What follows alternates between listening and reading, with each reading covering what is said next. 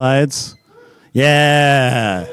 All right. So that's how Streamplace VOD works. I hope you all enjoyed the presentation. My name's Eli Mallon. I'm the CEO and founder of Streamplace. I don't care about my Carabiner update version. The crux of this talk was if you are going to make a system that has both VOD and live, can that be muted at all?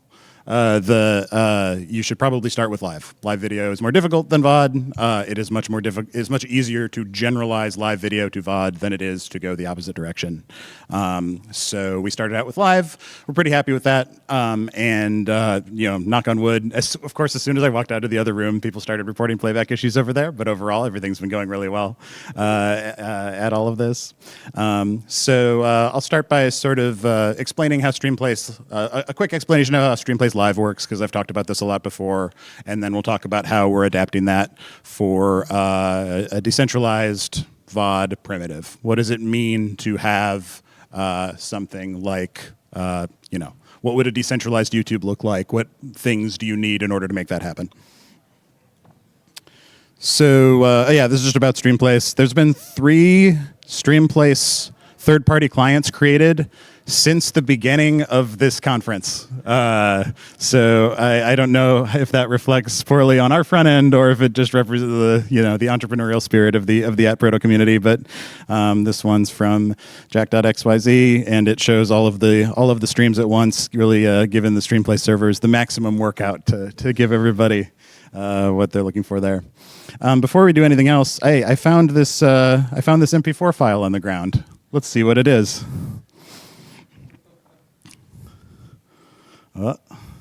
You can all imagine the great noises Trabio's making here. What's gonna happen? What's gonna happen? And wait for it. Yeah, we got him! Yeah! So that MP4 file I found on the ground turned out to be my glorious victory over Trabio. So how do I know that? How do I know it's Eli's live stream that happened there? And that has to do with Streamplace's signing format. So we needed to, so decentralized VOD is something that's kind of existed before, right? You could argue, this will be a popular opinion, you could argue video NFTs are kind of like a decentralized VOD, right? Where you've got an IPFS reference to something that's like out there and not controlled by any one party. Lots of other like IPFS based, like there's like DAT-based live streaming that maybe falls into that. But for the most part, we needed to invent what a decentralized live stream is. So what we did was we took the first thing that happens is you generate a signing key, same as the kind that's used to secure your ATproto repository. We then take that signing key. You then configure your OBS instance, just like we're doing here, to stream in to Streamplace. You actually provide it with that signing key, so it has the capability of signing on your behalf. If you really care about your key custody, you should run Streamplace locally and then syndicate it out to a server. This is basically every live stream you've ever watched, if you haven't messed with video infrastructure before, is just a bunch of short video files that are thrown into your face in sequence, and it provides the illusion of a live stream. So that's how we do it. Each MP4 file comes in. We give each one of them an embedded signature using technology from the C2PA, the Coalition for Content Provenance and Authenticity. Cool format. It provides a mechanism for giving you an MP4 file that contains an embedded signature over a hash of all of that MP4 file except for that part of the signature. That's really tricky to get right, and that's one of the things I really like about the C2PA's tooling is you've got this, a lot of decentralized media projects have external signatures, so you might have, this actually including like Bluesky videos, right? How do you know it's my Bluesky video? It's because there's a blob out there that is referenced by a record in my repository, and my repository has a signature on the root commit. So that's how you know it's mine, right? What I like about this format is I can have, this is the MP4 file on the ground example I just gave, right? You can have arbitrary MP4 file on your computer, and all of that signing and provenance data is intact and embedded in the MP4 file. So I like that a lot. It's something we really wanted to preserve as we moved from live to VOD. and lots of very cool metadata in here. We're not doing too much with this mechanism yet. I spent a long time talking to Trezzy yesterday about embedding this. Part of the embedded metadata here should be that I'm playing Silksong, right? And then if you care about Silksong, you can watch that live stream and get that data from like pretty much any direction, right? Like you can download it from sketchiest website in the world.ru and still be confident that you're looking at the right thing, right? And then I'm playing Silksong. That's this example. I have, we've made Streamplace as easy to run as possible, so you can run your own Streamplace node, syndicate my streams. They get copied over in this sort of trustless, unauthenticated way, and then you see it over there. So the thinking here is we probably won't beat Twitch by making a bigger data center or buying more bandwidth than Amazon, but we might be able to beat them by following the example of BitTorrent, right? That you can have lots of decentralized infrastructure that's replicating all of this, but through the magic of digital signatures, you know that the video is authentic. So what's the problem? This isn't very convenient. So when I say slice the video up into 1 second MP4 files, I'm being very literal about that. If you run Streamplace on your computer, you can navigate to this and see lots and lots and lots of 1 second MP4 files. And when the computer is processing them all and feeding to you as a live stream, that's okay. Afterward, when you want to work with this as a VOD, it's a pain in the ass. So this was one of the design goals of VOD for us, is how do we handle that? And unfortunately, because we used regular MP4 files, they're non-concatenatable. You can't take two MP4 files, squish all the bytes together, and get valid output, right? That's just not how MP4 works. It's not valid data there.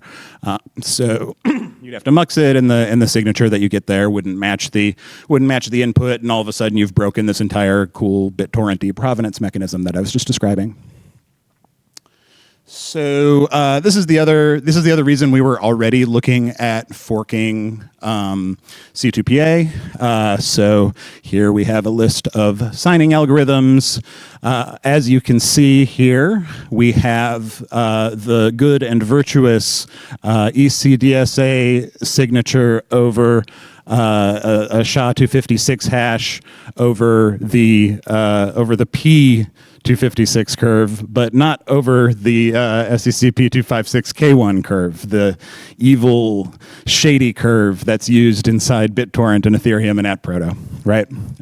So I think my theory here is that somebody in Adobe had to like sell some exec that they weren't making blockchain software here, so we didn't do that kind of signing. We only did this kind of signing. So technically, for as long as Streamplace has existed, it hasn't been C2PA compatible, and I had been looking for a while to formalize that.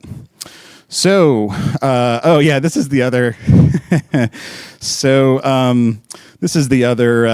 So Adobe's out there right now lobbying, especially European governments and the state of California, to require provenance data on everything that you post on social media. This is the reason for the C2PA's existence, getting us ready for a world filled with deepfakes. This is not inherently a bad idea. Once anybody can deepfake anything, how do you ever trust what you're looking at? No one technical mechanism can solve that problem, but one way you could be more confident is if there was provenance data embedded in the live stream, right? Where it says, oh, this video is taken from Eli's camera and then edited using this software and makes its way everywhere, right? But the reason Adobe is doing this lobbying is because they want to try and do some regulatory capture, right? So they want to sell governments these expensive Creative Cloud subscriptions and be like the only software that you could possibly use in order to do all of that stuff. Also, the part I think is really funny is they want you to go pay like a CA like $107 a month for a signing certificate. Like Let's Encrypt and everything never happened. And of course, like in the AtProto and decentralized web communities, we have DIDs and totally other stacks of how we would handle some of this stuff, right? How we would handle key custody, how we would handle authenticity, that kind of thing. PLC directories got its own sort of take on everything. So some good ideas needs to be modernized and not try and pay these vendors a bunch of money for certificates. So I said all of these things out loud a lot, and The good folks at the IPFS Foundation and the Dazzle project were very, very receptive to it. So they've given us a grant. Everything you see so far, everything you see past this point in the presentation is a result of the grant that we got from the IPFS Foundation. So we're working on 2 specs with them, Stupa and Muxle. Stupa is the simple standard for provenance and authenticity. This is the simpler of the 2 standards. It's very much, thank you, Ted. Look at that. Ted got me a glass of water. Everybody thank Ted. That's awesome. Stupa is our, I don't know what makes a fork a hostile fork, but it's definitely a fork of the C2PA that takes out all the things. It actually doesn't take out anything. Like if you want to pay Digicert $200 a month, you totally can. But we have some different opinions about that. We have DIDs, right? So instead of signing it with some cert that you're given by a CA, you sign it with a signing key that has has a provenance chain back to your @proto identity, right? And then we also make it consistent with Dazzle. The C2PA signatures, C2PA manifests rather, already use CBOR, so we're just upgrading it to use Drizzle. Dazzle's very strict subset of CBOR used in @proto, right? That's Stupa. That's all of Stupa. The rest of the presentation is about Muxle because it's way more complicated. This is just a little change that we're making here. Would love if they upstreamed it. Would love if there were DIDs and K256 signing in C2PA. So let's talk about the design goals for Muxle. This is basically what changes do we need to make to those MP4 files that I described before in order to make them appropriate for VOD. So you don't have thousands and thousands of MP4 files on your computer after a long live stream. So we want to keep the property that they're self-certifying. It's awesome that you can just find one of these files and then go verify its provenance chain. You shouldn't require external data, right? As a design goal, we want to support live stream to VOD, so that what video engineers call DVR. Basically, if you're watching a live stream, that you can seek back and see what happened 1 minute ago, 2 minutes ago, 3 minutes ago, that kind of thing. It would be nice if it's a useful format. I don't want to give you some opaque CBOR blob or something. A design goal of this is that at the end of it, at the end of a 24-hour live stream, you should have a 24-hour MP4 file on your computer. Easiest to work with, maximally compatible, preserves all of the provenance information I was describing. And it should be streamable with minimal overhead. I'm not going to get too deep into media over quick in this presentation, though I would love to. Basically, we don't want to do a bunch of extra effort to go from the canonical format that we're going to use for all of this to actually streaming it to users, right? We shouldn't need a re-encode or anything like that.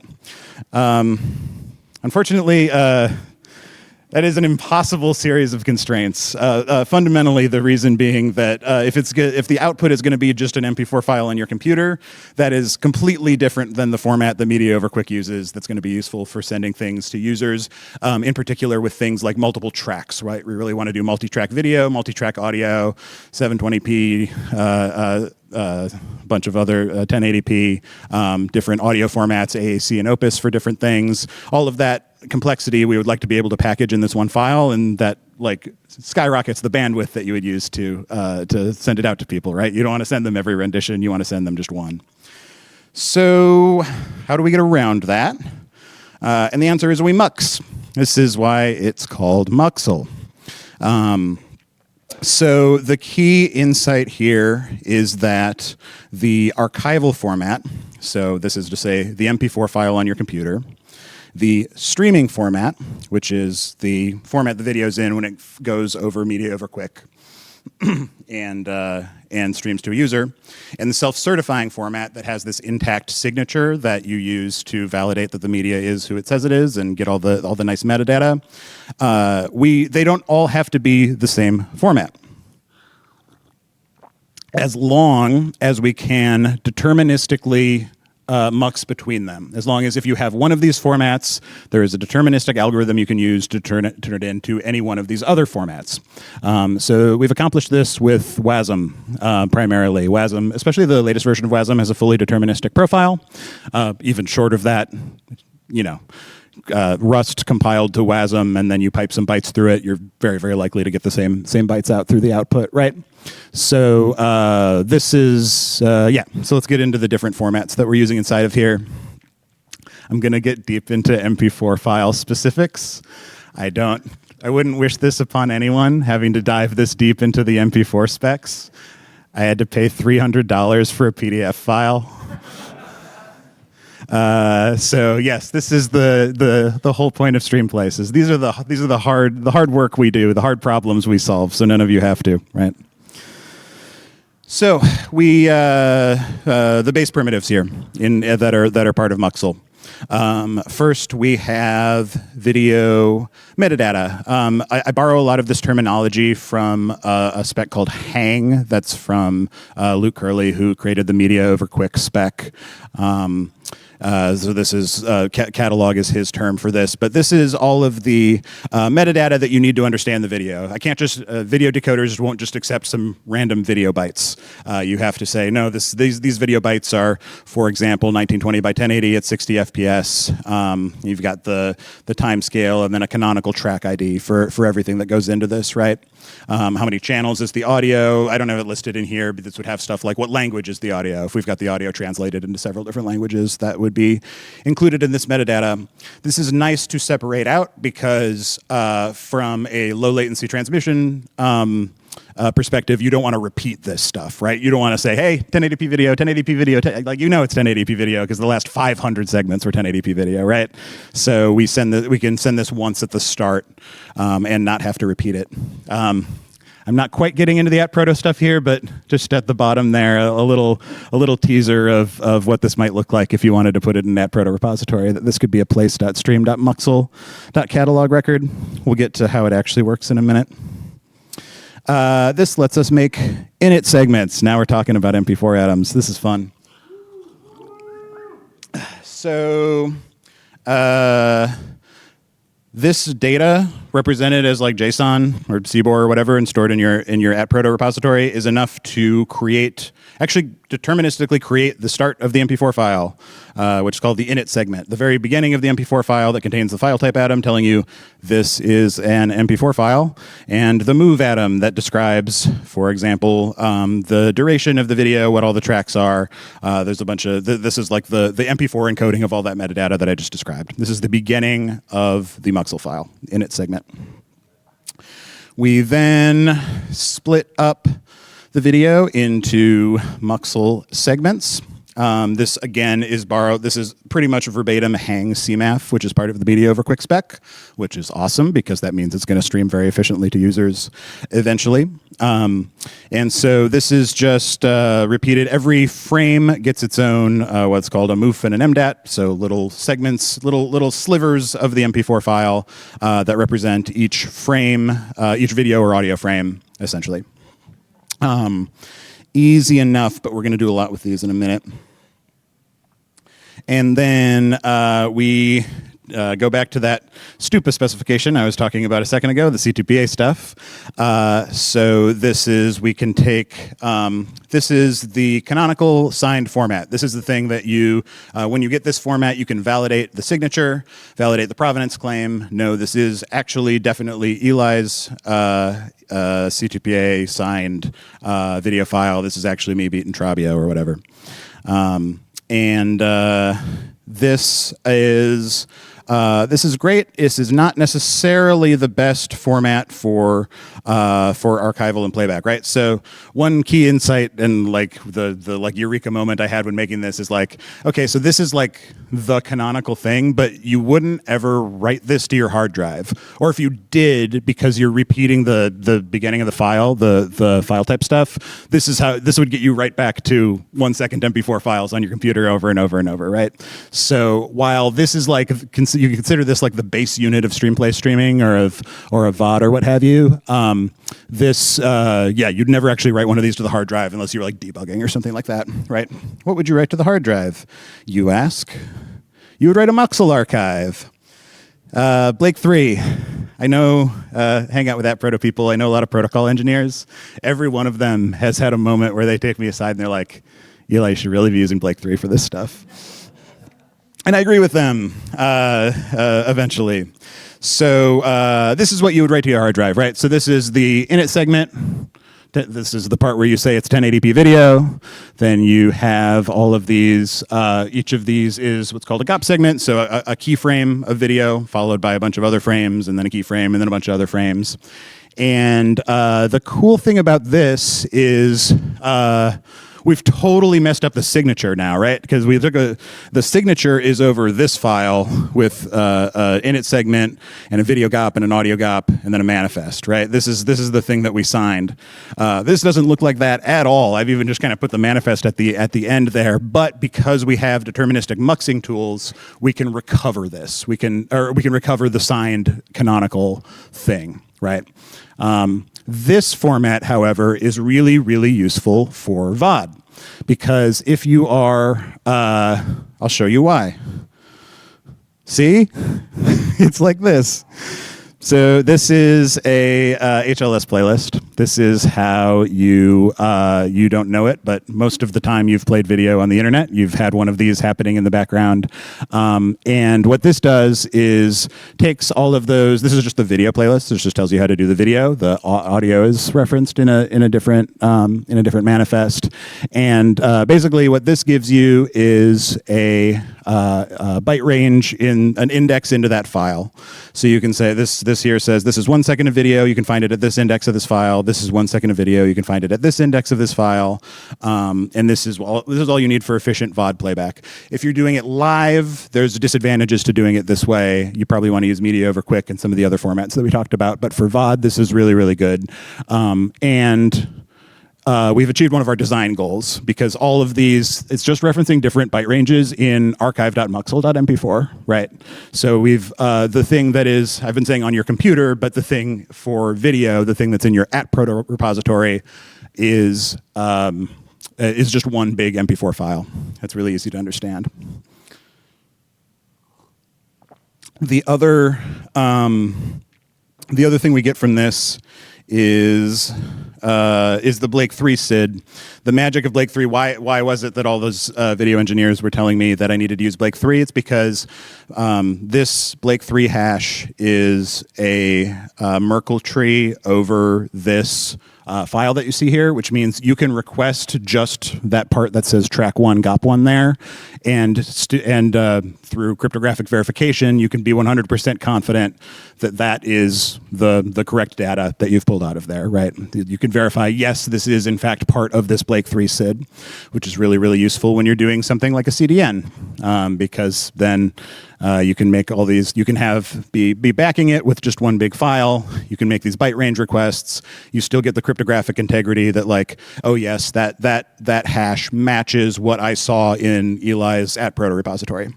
So this is a really, really good format for this. Cool. So yes, 3 different formats that we have here. So the archival format, which is the big MP4 file that goes in your @proto repository, the self-certifying format, which is the part that has the C2PA signature attached, and the streaming format, which is just when you're actually sending it out, you just send this part, right? You stream this stuff, each frame of video and audio directly to users. So, for all the @proto people that didn't care about all the different structures of the MP4 file, how do you use all of this? We're not quite ready for it, but the very first VODs available on Streamplace are going to follow this format, and it's going to be all of the talks from this conference. They will be published to @proto repository, and you'll be able to work with them. This is a little preview of what this looks like. So we have so as you might expect, the lexicon type for this is a place.stream.video. It's got things like creator, some of this metadata in here. This is like, I'm pretending this is the one for this talk. I don't have a VOD for this talk because I'm still doing this talk, so you don't know what the hash is yet. It's just, as I said, it's just a blob. It's a video MP4 file, but it is very, very easily cacheable. You've got a nanosecond duration in there. The design constraints for this, I've been targeting that the maximum length of one of these is going to be 24 hours because At a certain point, it gets sort of ridiculous. Yeah. And I don't want to like overflow the nanosecond duration, but if you've got a 24/7 live stream, that seems like a reasonable primitive that like each day of streaming that you would stream into would become its own VOD with a 24-hour duration, right? And then it's got a live stream reference. So all of this will be available. Yeah, I was hoping to have all of this available, and I was like, I'm going to announce it in this talk, and it's going to be big, and we're like really, really close. But I didn't want to push a bunch of changes to Streamplace right before we did all the live streaming and screw everything else up, right? So I did try to do that. We did that. I did at about 7:10 this morning. I'm like, all right, let's push the Muxel changes. Let's see. And then immediately that laptop couldn't stream into Streamplace anymore for whatever reason. So I was like, nope, back, revert. We'll do it after. So that's all by way of saying this is all very, very close. And we're hoping to give it to the community very, very soon. And then build it with everybody, right? So we don't have a front end for it. I'm going to challenge we're going to do a little VOD jam and say, hey, at Proto Community, here's the videos, build me a front end for it. Given that without me asking, we got 3 front ends for Streamplace in the last 3 days, I feel like in the vibe coding era, we're gonna get some submissions. If you submit one of these, you're going to earn a badge next to your chat name in Streamplace from now until the end of time. So, that's it. That's how Streamplace works VOD. We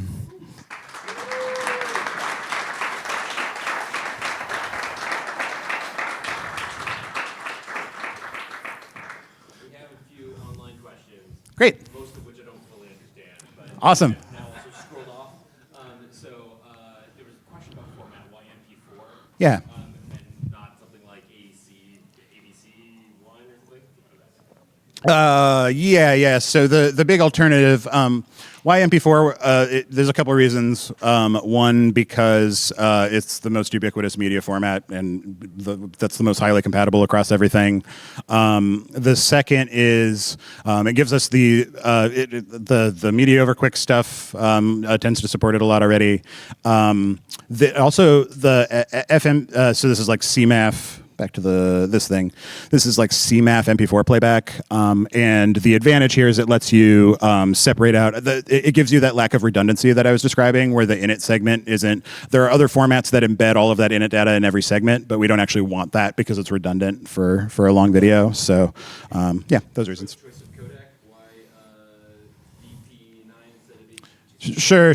The question was why VP9 instead of, or why H.264 instead of like VP9 or AV1. No reason other than maximum compatibility right now. We really want AV1 in Streamplace. We fully intend to support AV1 as much as we do H.264, especially when we do stuff like I want Streamplace to do a lot of things that no other streaming platforms do. Like for example, like 4K 120 FPS AV1 video would be so sick. Can't even do it. I've tried to do it with H.264. It just like doesn't. No encoder can even come close to handling that. So in terms of codec support, we want to support like every codec that it makes sense to. We just started with this because we're not quite in a world where I could probably get away with AV1 only, and we would have needed an H.264 backup anyway. In that context, that's why we started with H.264. But yeah, definitely want to support lots of codecs.